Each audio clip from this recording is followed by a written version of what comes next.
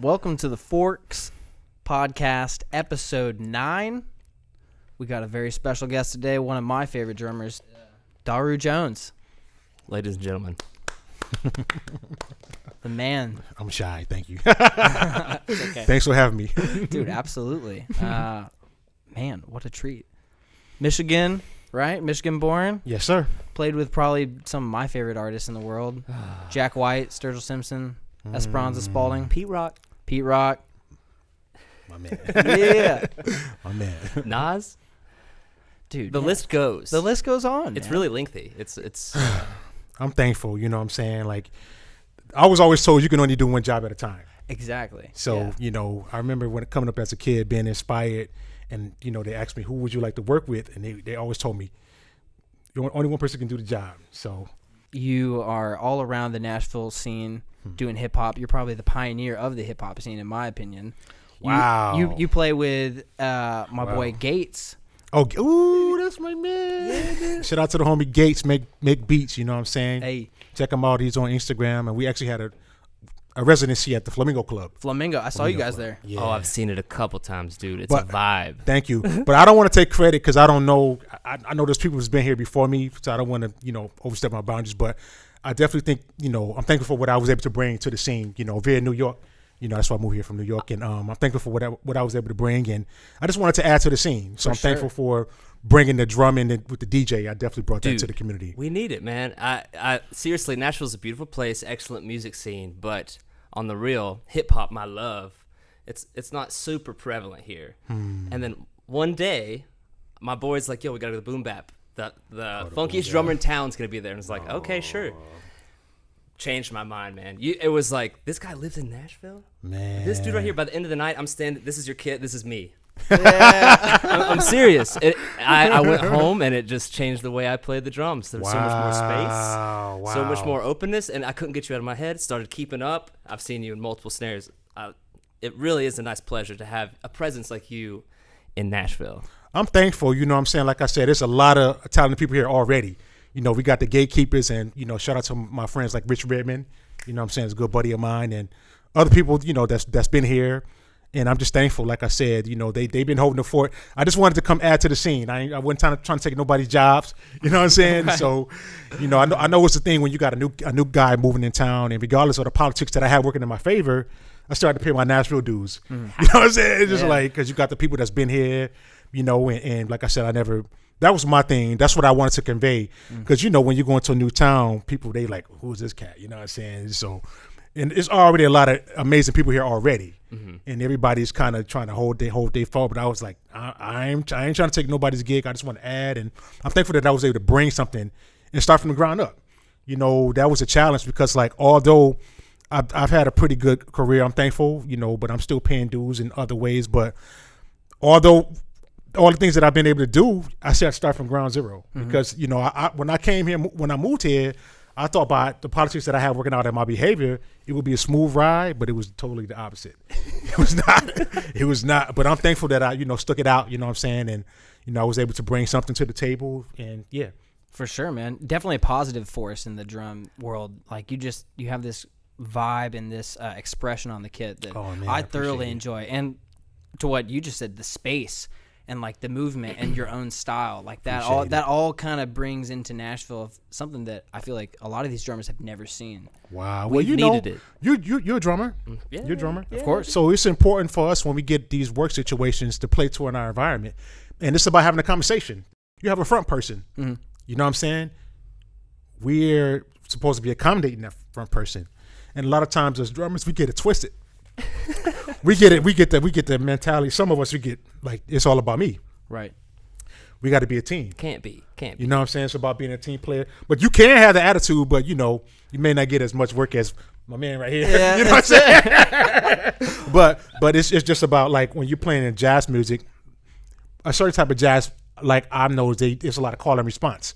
Somebody plays something, it's a trade-off. It's a conversation. We're talking, I say something, you say something. Exactly. So that's my vibe on when I'm playing any of this music. It's like it's a conversation. So it's very important. And there's rules to some of these genres, as you know. It's the most important language.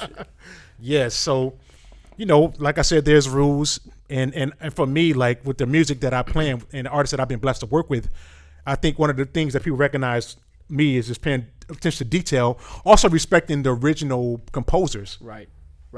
So if they ain't, I mean, it's cool if you're given an opportunity to express yourself and you get a solo, but for the most part, I'm looking for making somebody, you know, bob their head, because I know when I leave concerts, I want to feel like I was in a groove. Like I want to feel like I was a part of the band. You definitely are. So thank you. So I didn't mean to go along with it. I'm all about it. Yeah. So like I said, I want to shout out all of the drummers, because I like that Nashville have a drum community, which is rare. You know what I'm saying? When you go to different big cities, it's about the cliques. Right. And if you ain't with my clique, you ain't getting no gigs. But there's an actual Nashville community here. You know what I'm saying? Where the drums I heard the drums get together for hanging. I've been invited. Yeah, I'm kind of an introvert. I'm introvert. You're introverted. Yeah, I'm introvert. It's okay. Only when I'm working, I'm extrovert, but I'm pretty much like I like to do my job. Keep it close. But you know, like I said, I'm thankful to the drummers that welcomed me here, you know, and embraced me, and they didn't shun me, because it's not easy when you move to a new town. Oh yeah, it's not easy, you know what I'm saying, especially coming from New York City. Especially a town with a whole different flavor. Exactly. Yeah. So it's like, this is a new territory. Yeah, so I got the confidence to come down, you know, when I was working with Jack White. You know, shout out to Jack White, you know, and I'm thankful that I've been a part of his touring band. I remember before Ike Owens, he was our keyboardist. He passed away, rest in peace, Ike. But I remember he was like, "Yo, we should move to Nashville and bring the soul vibe." And you know, unfortunately, Ike passed away. He made the transition. Oh no, he moved here, and I was coming right behind him. You know, I had an opportunity, and we had a mutual friend that had a situation that they were trying to get somebody to come in. I came down. I was like, that might be cool. And everybody in the band, it was like, yeah, Nashville is coming up. You know, they bring a lot of people are moving here. It'll be a good place to bring a vibe to. And I was like, cool. And I got all excited, like, cool. Maybe I could do this Nashville. And I got here, and it was just like, wow, I got to start.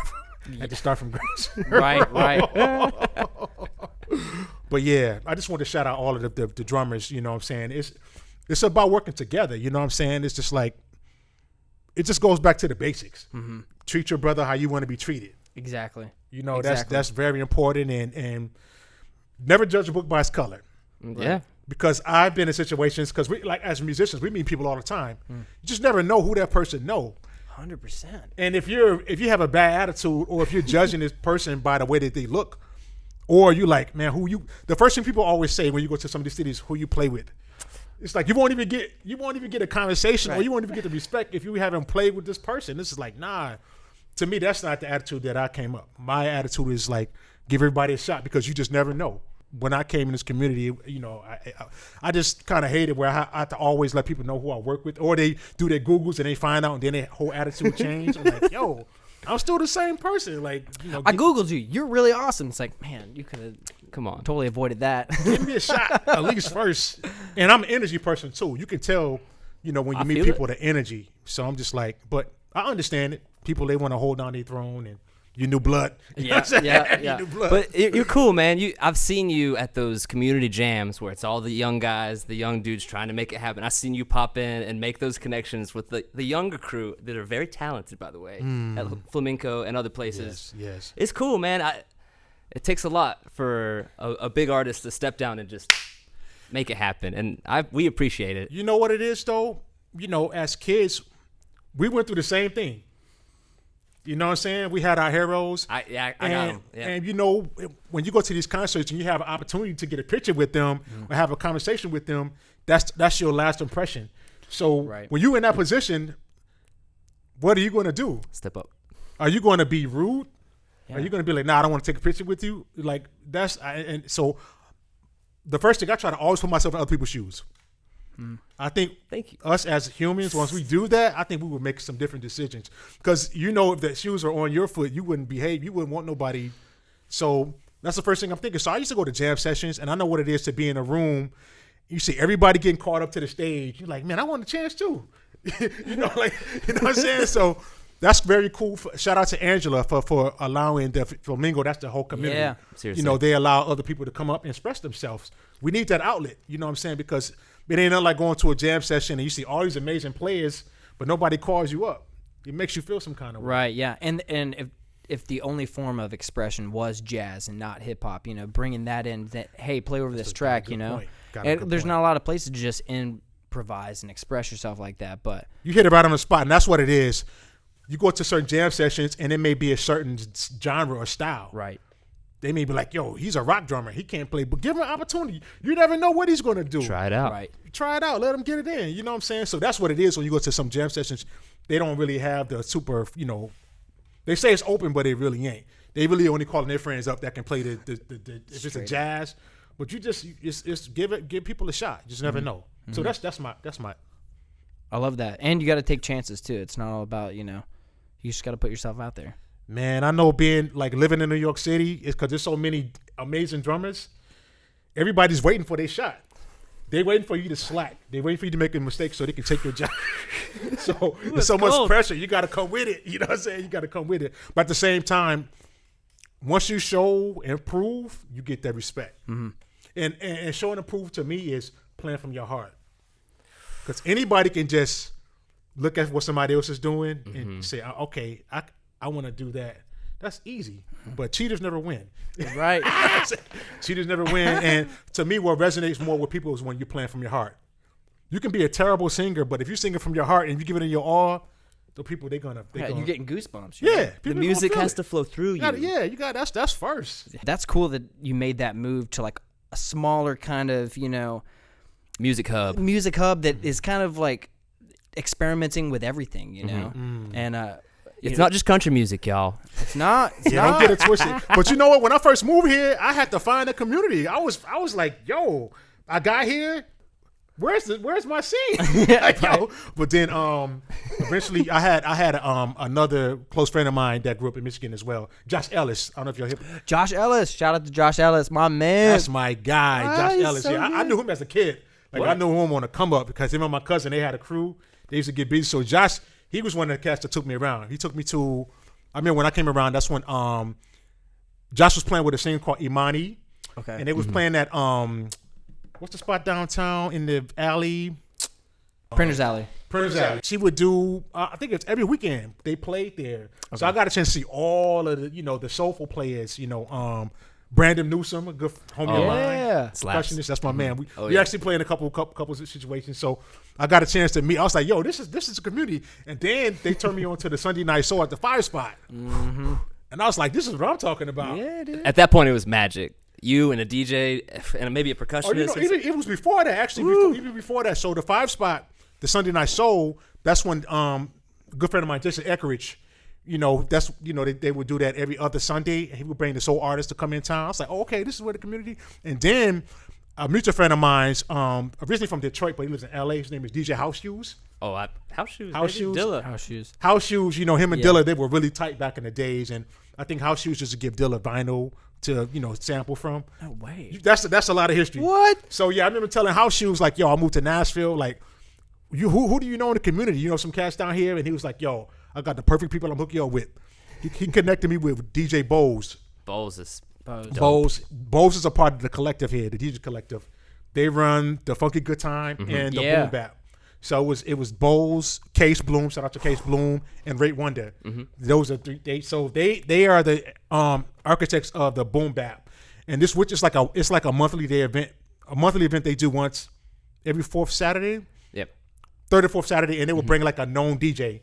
Like I've seen, they have Premier. They had House Shoes. Yep. House Shoes. They had DJ Scratch, my brother from New York. I was there. You was there? Yeah. So I was like, yo, this is what I'm talking about. It's not just country and rock and roll. I will go down to Broadway and walk and see all the guys in the box. The funny thing is, I had an opportunity to play in the box. One of my good friends, Lily Mae, she's a vocalist. Okay. She was actually part of Jack White's female band. When they did the tour with two bands, she was a part of the Peacocks and I was a part of the Buzzards. But then when Jack White downsized on the second tour for the Lazaretto tour, he took her from the Peacocks and he brought it with the guys. They played at what's the popular place on Broadway? It's Tootsie's. Okay. Tootsie's is huge. Yep. Played at Tootsie's and I got the call. That was my first box gig. You played Tootsies? I played Tootsies. Daru. But you know what was crazy though? I was like, yo, these cats ain't taking breaks. Oh, dude, they get after it. It's Bam. I got a double tonight. We hear that all the time in the shop. She was like, our set is 4 hours. She was like, if you need to take a break, you just when they doing a certain song where it's a cappella, you can just have to go to the toilet and come. You take a break at the ballad. I'm like, yo, you guys are hard. Hard body. Let's full in. But yeah, shout out to Lily Mae. She's doing her thing, and that was my first time playing in the box. Man, what I would give to be at that show. It was cool. I tried to make it fun. Did you play 4 hours? Yes. Oh my God. But it was fiddle music. Cool. Yeah. I was trying to make it funky. Funky as possible. Get it. I bet it was real. It was cool. I just tried to do what I do. Obviously, she wanted me to bring my flavor to the table, but it was cool. They have a family band. All her sisters and brothers, they sing. So it was cool just to have that connection. And that was like my really first like real fiddle, like Nashville experience. I want to talk about Mono Neon personally because let's dive in. That boy is an Instagram sensation. And both Tennessee boys at this point. Oh yeah, Memphis, Nashville. Yeah. You got a point. Mm-hmm. And dude, there's just some tracks. I feel like he's just bending music's genre of hip hop and just jazz and fusion almost. You know, he's playing on Zildjian Live stuff too. Mm-hmm. Man, what's it like doing beats with him? Yeah, shout out to my brother Mono Neon. You know what I'm saying? He's an alien. That's what I'm saying. He's an alien, serious. You know? He only said a couple of words, you know what I'm saying? But That's I'm fine. thankful I hooked up with him. And it's crazy thing is, I remember seeing a lot of these guys before they really, you know, with the internet, you can just blow up overnight. You get a fan base. And he's all over it. But I remember I won't say in his beginnings. Pre-Prince? Well, it was right after Prince, I think. I had met him at a jazz festival. He was doing something with DJ Logic. And this is before he joined Ghost Notes. This is before that. This is before that. So I did something with him before that. But Sput, shout out to Sput. They picked him up, and he's been doing this thing with them. But yeah, so I remember, you know, like seeing Mono play, and I was like, yo, I want this guy is special. Like we kind of on the same similar planet. So it's cool. Like what I like about Mono, he's like myself. He like to feel the vibe out first. You know what I'm saying? When you get it, because as drummers, sometimes we got to go in a whole new environment. People that we never met before, and we had to learn how to adapt to our environment. And if you're an energy person, you just like, man, you can feel all those vibes. Oh yeah, you never 100%. know what you're gonna get. So if somebody's really intense, it's gonna make you be like, okay, I feel like I gotta be on point. You know what I'm saying? But with him, he was very chill, and he would listen to the environment, and we just locked because we like some of the same styles of music. He's a Dilla head, I'm a Dilla head, Pete Rock, all those. So we just match his pocket. But then I like that if you go there, he go there with you. Yeah, I've seen it. You know what I'm saying? Like, it's just I've seen him take off with you. So it's like don't get it twisted. And every now and then I do that because where I'm at in my career right now, I haven't always been there. Like I remember I started playing in church. That's my roots, playing gospel. Mm-hmm. Oh yeah. And that was a whole different flavor, like learning how to play. And it wasn't gospel chops back then. It was about playing pocket. Yeah, because it was like you know, everybody's trying to catch the spirit. It was like a whole dance thing. So I remember that being a thing, and then I grew into the fusion jazz, and then I played that for my career. You know, I was heavily into Chick Corea, Herbie Hancock, all that stuff that was out at the time, the Electric Band, and those are the gigs. And then I graduated from that to hip hop. So it's people that don't even know, they're just now finding out that I'm playing hip hop now. Well, it might be reverse. There's people just now finding out that I play jazz, and they go back and find some of the videos like, yo, this dude got chops too. Yeah. So every now and then, you know, I may go there. But what I like about Mono, if you decide to go there, he's going to go all the way. Oh yeah. I don't think anything's past him, man. It's like, yo. So that's what I like Mono. He can go anywhere. He's a machine. And he's a vibey dude. 100%. And I like that because sometimes it does. Sometimes people, they like to be a stickler. Like this is the notes. We got to do it like this. But you just never know when you're playing tunes all the time. Sometimes you just never know what the vibe is going to be. Right.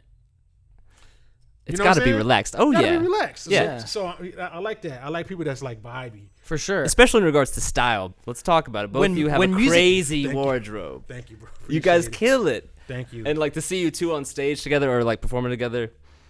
Well, you know what? A vibe. Thank you so much. So my vibe is definitely hip hop because that's what I saw as a kid coming up. One of the biggest things of hip hop was just the fashion. Yeah, dude. Fashion was first. Style points. You didn't even have to have skills.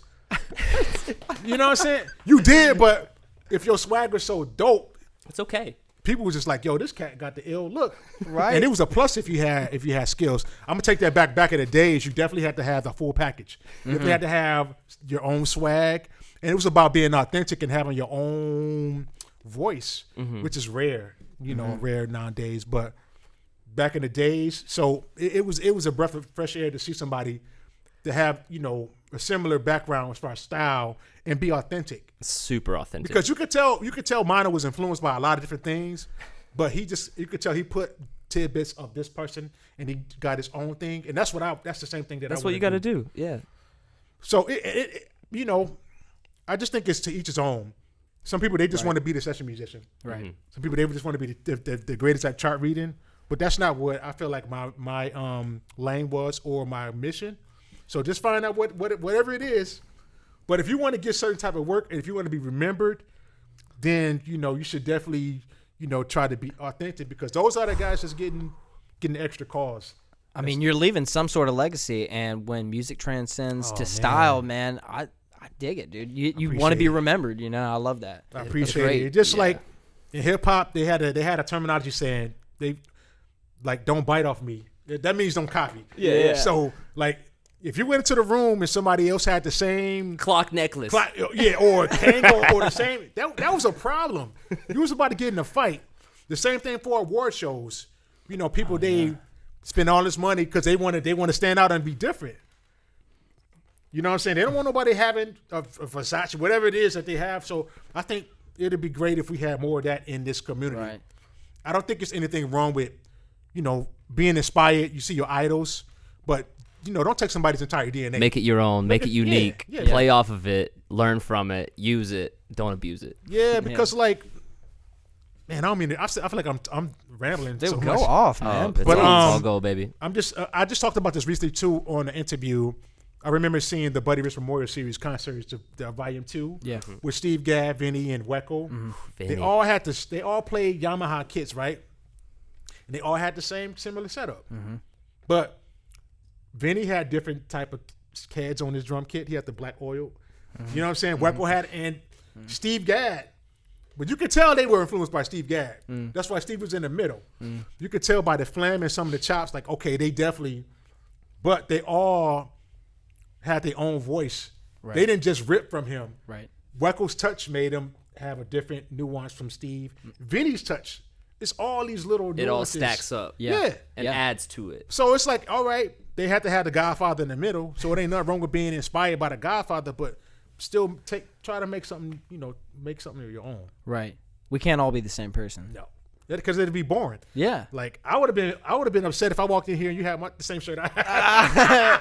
I thought heavily about wearing a bucket hat. I was like, I don't know if he's gonna come in with a bucket hat. Nah, that's all. As long as it wasn't the same color, then we would be cool. I feel like you alone have brought the bucket hat back into popularity. It's a vibe. I got a couple and they feel really good to wear. I'll say it. You know what? I never forget when I would get those. Are you guys hip to the magazines like the Source magazine?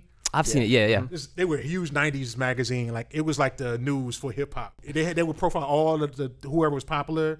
And I'll never forget when I would see those magazines. You would see like EPMD. They were all rocking the bucket, the Kangos. Yeah, dude. So it's just like, I think my style is definitely a tribute to everything that I grew up on, and I'm just trying to push it and pass it on to the next generation. Keep it here. Keep it the mainstream. Yeah. Or it's going to die off.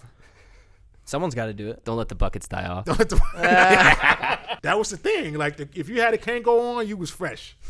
You was fresh. So I'm just trying to pass that information on. Pass that torch. Pass the torch to keep it going. Yeah.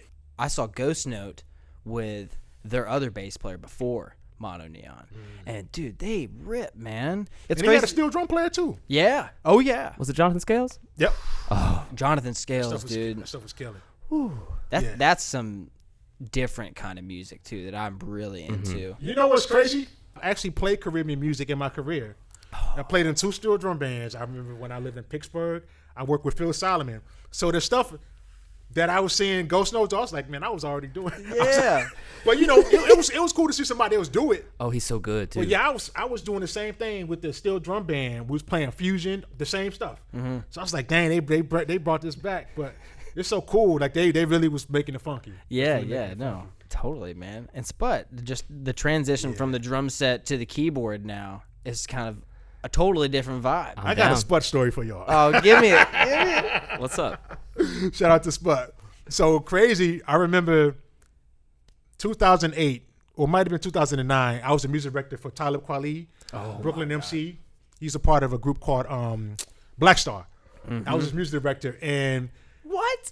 yeah, for like 5 years. For 5 years, he had a group called Idol Worship, which I took that job over, and then eventually I started being Kweli's official director.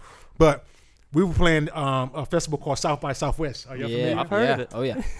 So you know when you go to South by Southwest, they don't really have a budget to really be flying everybody down. So because it's like a showcase. Yeah, just get there. So you pretty much paying your musicians to come down. It's good to do for promo.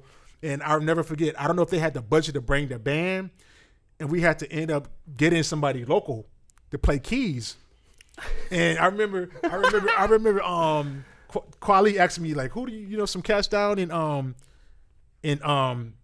yeah, because it was in Austin, Texas. Yeah. And he was like, oh yeah, I'm gonna get this guy. It was his real, because what's Sput's real name? C. Wright. Robert. Was it Robert? Robert C. Wright. Yeah. I think. Yeah. I was like, yeah. Somebody was telling me about this cat, Robert C. Wright, and I didn't even realize he's going to be playing keys. We only had one rehearsal.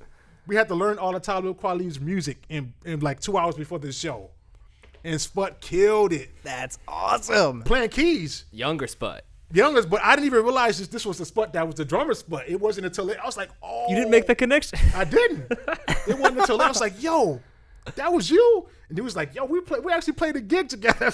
We were on stage, bro. Talib Kweli. That's great. And I was like, yo, this dude is dope. Like I heard Sput on the Kim Burrell record, because the first cat that I heard on Kim Burrell's record was Chris Daddy Dave. Oh my dude. You know, Yeah, homie. dude. Shout out to Chris. And that when the second record come out, I was like, man, who was this cat? I thought it was Chris, but it was like, no, this is other cat Sput. Oh yeah. So yeah. So that's the Sput story. That's crazy, dude. I love that. Yeah, that'd be weird to show up on stage and be like, Because those that work with me, they know that I'm a stickler. I'm very reserved, but when it's time to work, if you don't know your parts, you get in the side eye. Couple side eyes. Yeah, I'm very, Blast 'em. because it's like it falls back on the music director. true. You know, if something goes wrong, it's like you're the one getting talked to, like what happened. So How many side eyes did you give Sput? I'm very, very meticulous when it comes to like music directing. Like, you know, You gotta be, man. Not being a power trip, but I know you have to pay attention to those details. You know what I'm saying? And people be missing hits. Like those hits are, Those are the hits. yeah, they're important. Yo. You gotta do that stop, that break. So yeah. But he got it in as much as he could. I know we've mentioned J Dilla a couple times. J Dilla, one of the best beat makers to do it. If you don't know about him, do your research and you will be so happy. Passed away in 2006. R.I.P. One of the best. What's your favorite Dilla project, album, song? There's so much. Oh, Your favorite? Fantastic Volume 2, Slum Village. Okay. There you go. All day. Easy, Volume 2. Okay. Too. Every record, the mix, every track, So smooth. Top of his game. definitely. I like that like a little more rough, rugged, and raw J-Lib, like Mad Lib and Dilla combined, like a little. That was dope too. That stuff's cool. But To me, that's the top. But but the I funny- also like that sweet, softer side of the Dilla. funny thing, when it first came out, I actually thought Mad Lib beats were better. What? I did.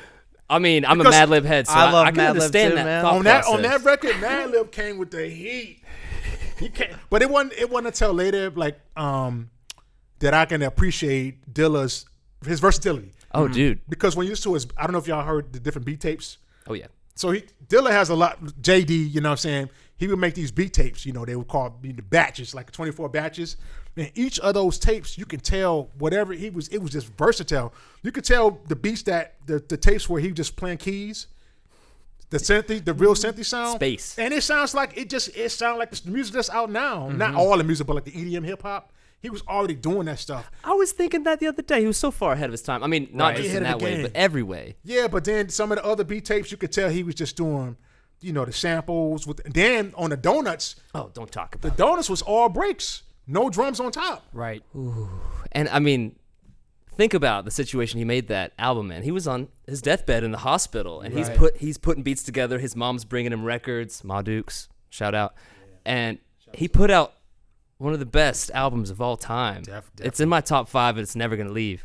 It's there. And that Donuts is up there too in the top 5. I'm bugging. But for me, like the energy, that's what I'm about. I'm an energy guy, and when you say these albums, however you feeling when you hear the album when it's done, right? That's the energy of the project. So if that person, when they was composing the music, if they were sad, crying, drunk, you could really feel those vibes. Whoa. So the energy of Fantastic, it was like a fun hood, but the energy of the project, every time I hear it, it sounds like it just came out. Yeah, that's why I like that. You can definitely tell on Donuts, it has some type of transitioning feeling to me. Yeah. You can tell that it was made in like on his last. I know. I think this all the time. Every listen, it's just like there's something special about this. There's messages in each song. You can kind of hear the little samples and the vocals, and he's talking to us. As dope as it is, it still give you like that like, man, I hate you, like the farewell. It's like a farewell. It's sentimental. Right. People will be trying to imitate that for years, and it will never everybody be does it. what it is. And that's what's the best thing about you. I feel like you're the embodiment of that feel, those sort of beats. You and like Chris Daddy Dave and Kareem Riggins. Oh, shout out to Kareem Riggins. Dude, Kareem is so that's real. My brother, man. Shout out to Kareem.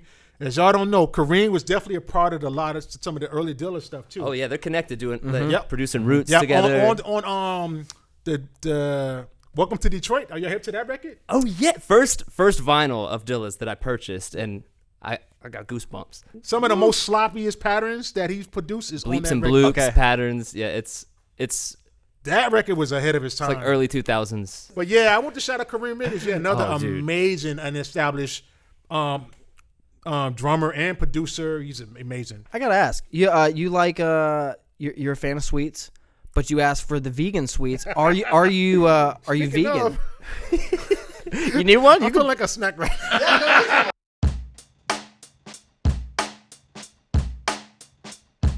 Shout out to Lenny and Larry's. Lenny and Larry's. This is a great experiment. The minis too. I've had the big ones. That's kind of yeah. But yeah, so answer your question. Some days I'm vegan, some days vegetarian. I became actually vegan in 2010. My diet before it, playing in the hip hop world, the budget is just not the same like it is. And I've noticed when I start playing rock and roll, I'm thankful that I have both experience. So the budgets are different. Really? Yeah. I mean, it's no diss though. It's because they're not making the same money. But $20 per diem, and it's like the shows are late at night. That's not good for your body. And if you're the headliner, you're going up at 1 or 2 a.m. Mm-hmm. Mm-hmm. Rock and roll is a more intensity of music. Mm-hmm. You're playing 2 hours at high, so that transition really helped my lifestyle. Yeah, I don't think if I was still eating and having the same diet I had, I don't think I would have made it the first week in rock and roll. Yeah, what you put in your body equates to the energy that you have. That's your fuel. Make sure it's good. Especially if you're not a druggie. Now it makes sense why some of the rock and roll dudes, because they were drunk. Yeah. They were on another planet before they got fired up. They were fired up. But I don't know what they're eating. I don't do any of that stuff, so I had to switch. So yeah. You also mentioned that your mom baked cookies, right? She was also a musician? Best. Yes. Very cool. My mom and dad, they're both musicians. They're both organ and pianists. Oh, sick. Lost my dad a few years ago. Rest in peace, dad. But my dad was my mom's organ teacher.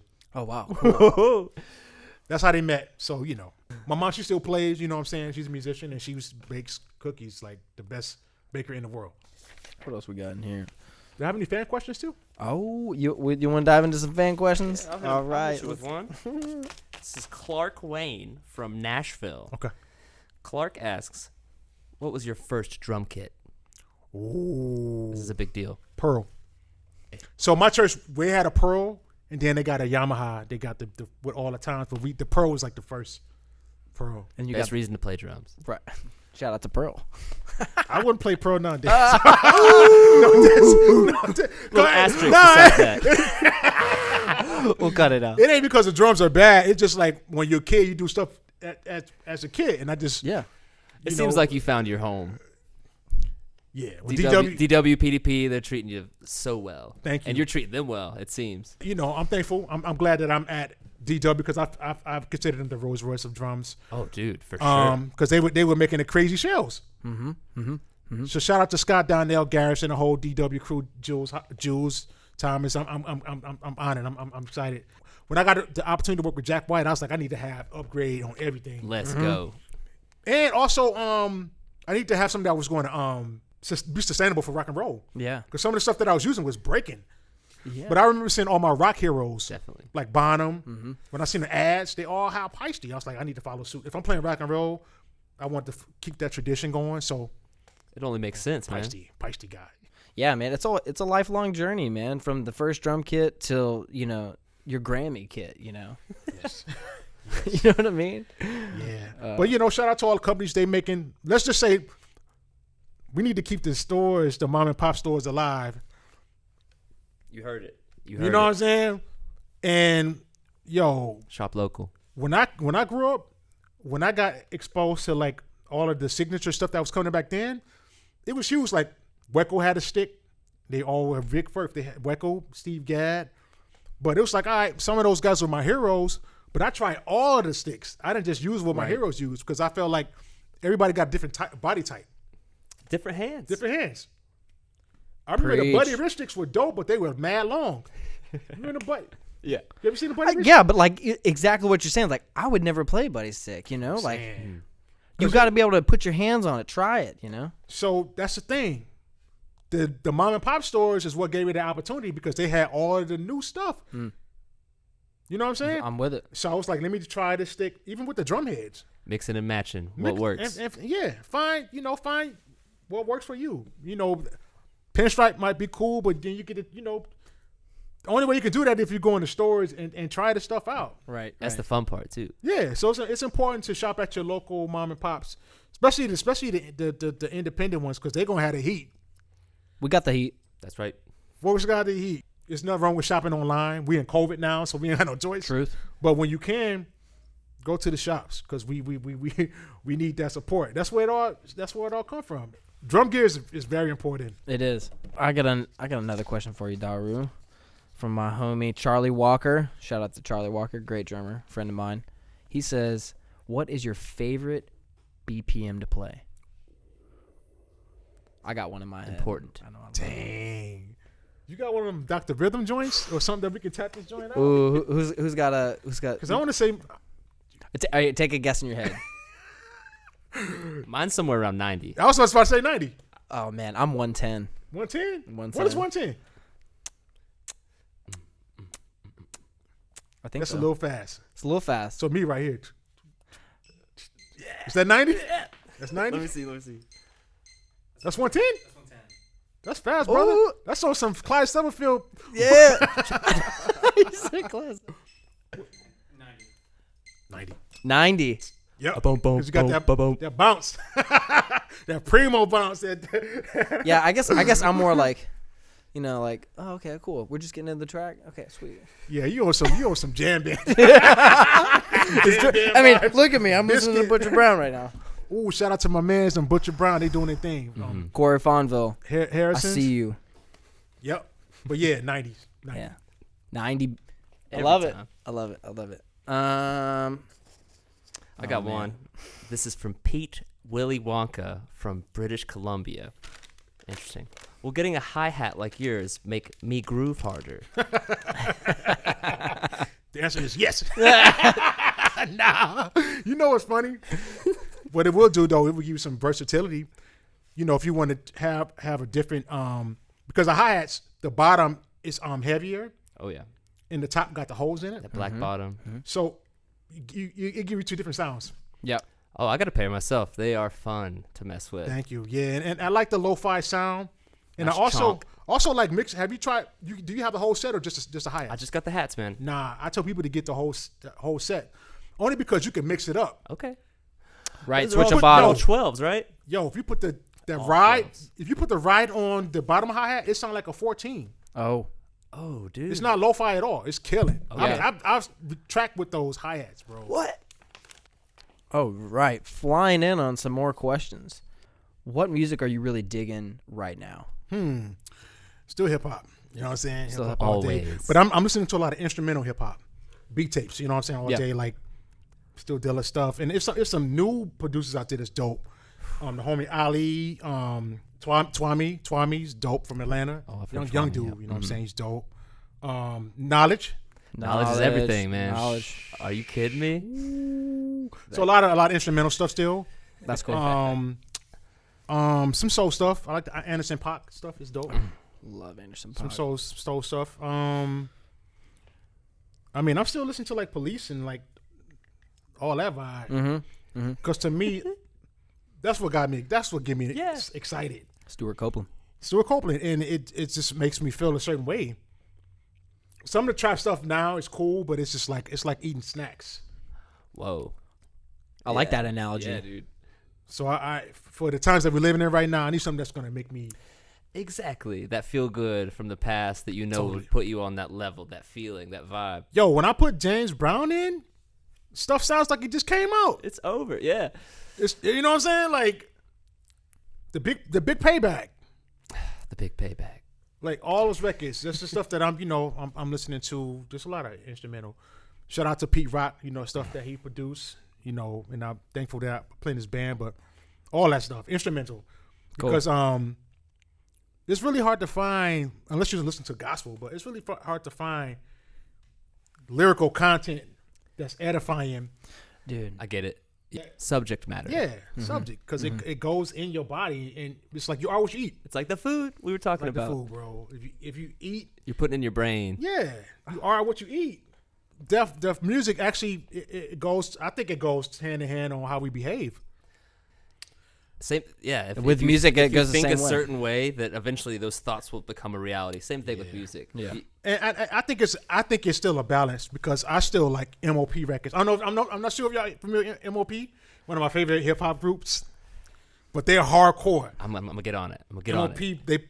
DJ Premier produced a lot of their records. I still like this stuff, but I definitely got to have a balance, and I just think that's what it's all about. Can't just everything can always be corny and cheesy, you know what I'm saying, or positive. You just gotta try to balance it out. And I think that's works for me. It's only healthy. Yeah, I think it's just a time for everything, and I just try to balance it out. Other than yourself, who is the hippest drummer out there? Ooh, We need there's answers. a lot of them. Oh, other than myself, Excuse me. there's only one of me, and there's only one of Vinny's. There's only one of you. There's only one of, you know what I'm saying. Right. So that's how it's supposed to be. It's all good. I like that. Yeah. All right, so let's do this. Let's do some of the younger dudes and then some of the. Okay. So some of the younger dudes are like Ragoff from Jersey. He's been on Drumeo. He's like 16. Okay. Killer. My nephew Quave. Oh, I've seen videos on your Instagram. Oh my God. He's playing, dude. Killing. Quave. Who else? Chida. She's amazing. Sick. And what I like about her is she's all about style. Yeah. She got the whole swag, you know what I'm saying? I met her at NAMM. And it's crazy. I was like, who's this little Daru? Like with the dress. You know what I'm saying? Like, she's so swagged out. She's so dope. So yeah, her. What do you think about JD Beck? JD Beck. Yo, so I knew JD before all the, Really? know. Yes. Insane. I remember seeing JD in New Orleans. Yes. When he was even younger? When he was even younger. What? And I remember them being like, yo, this kid can play. Because we was actually at a wedding for, I forgot the guy, but he used to be a part of Funkadelic. Played guitar. And JD was on the side, you know what I'm saying? I was like, who's this kid? And then have y'all been to New Orleans for the Jazz Fest? I've for not Jazz been to Fest, Jazz man. Fest, I but hear I've it's You know great. about so the element of Jazz Fest, they would collaborate you with local musicians, it was like a collaboration. Oh, okay. That was the thing. So you recall musicians local? Mm-hmm. I thought he was local, but he got on the play. I was like, this kid is crazy. He's like 15 or something. 14.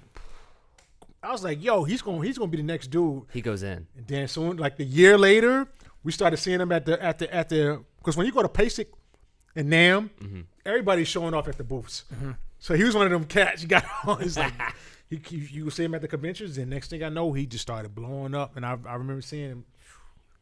So definitely JD. Now as far as the older cats, I like Eric Moore. Eric Moore, yeah. Okay. Eric Moore is dope. He's a sweet man too. I like Eric Moore on the kit. Of course, Kareem. Marcus Gilmore. Marcus is insane, That's, man. Marcus. That's my. I'm glad you mentioned his name. The touch. New York cat too. His finesses and it's crazy. Silly. He's one of my favorite. He's definitely one of my favorite drummers. He's my favorite for sure. Because I like Marcus because he thinks outside the box. Yeah. You know, he's like, you doing that? All right, I'm gonna do this. I like them the dudes. I like, you know what I'm saying? I'm gonna go over here. my man's right here. You know what I'm saying? But it's so many out there. Even the female drummers. You know, you got the Pocket Queen. She's doing her thing. I still like Cindy Blackman. Of course. I still like Peter Erskine. Still one of my favorites. I like Amir Questlove. Yeah. Ton of dudes out there. There's a ton of dudes out there. It's something that I wish that I could mention because I think the people need to know about them because they and I know how it is nowadays because the industry is so oversaturated. It's like buying music. It's hard to find the good stuff because there's so many people doing the same thing, and they're the ones who getting the highlight. Some of them they making their own because you can't through the internet, so you can build your. Yeah. But it's some really some gems. Some gems, but you just gotta find it. Right. You gotta find it. But yeah, everybody doing their thing. You know, I'm just thankful to keep the lights on, and I'm just trying to make the best of it. You know, we all in this together. 100%. So it ain't time to fight. Definitely not now. It ain't time to fight, y'all. It's like lift each other up at this moment. We're fighting the wrong battle. Y'all know the battle. You know, it's bigger battles that need to be fought. So certainly. Well, Daru, it's a pleasure, man, for you to be here. So kind, you know, and your positivity on the kit and off the kit really resonates with me personally. I know it does with Ben. Dude. And I appreciate you guys. Nuggets of knowledge. Yeah. Thanks for talking with us today. And I mean, it's great to pick your mind. Thank you. Now, I've been trying to do something with Forks for a minute. Let's go. We're putting it together, man. I remember the Forks, the other Forks, the old Forks. Let's make it a trend. And as soon as we can do clinics again in public, you're top of the list. I appreciate 100%. it. No. But I know I had to pay my dues because I remember the other Forks that was on 12th South. Yeah. Yep. I was like, yo, this shop is dope. But I felt like I was getting side-eyed. I was like the new cat. Who is this cat coming to town trying our stuff? Who's this guy over here? But, you know, I understand. I'm grateful now to this day that I was able to, you know, build a relationship. And I thank you guys for being nice. Because I know it's a lot of amazing players here. So take a number. You know what I'm saying? Right. Well, it's all love and respect, though. Dude, absolutely. Man. Much love. Appreciate it.